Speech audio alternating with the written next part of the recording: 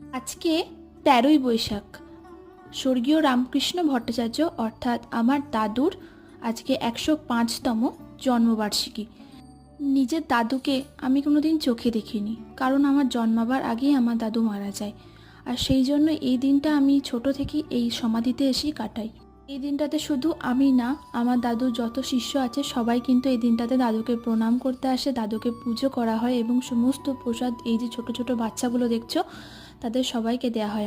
আমিও ওখানে প্রথমে গিয়ে দাদু ঠাকুমাকে প্রণাম করলাম এবং এই প্রসাদ খেলাম। তারপরে এই বাচ্চাদেরকে যে প্রসাদ দেওয়া হচ্ছিল সেগুলো একটু দেখাদেখি করছিলাম। তা করতে করতে বাড়িও যেতে হতো, কারণ আমার বৌমনিও এখানে আসবে আর আমি মায়ের সাথে এসেছিলাম।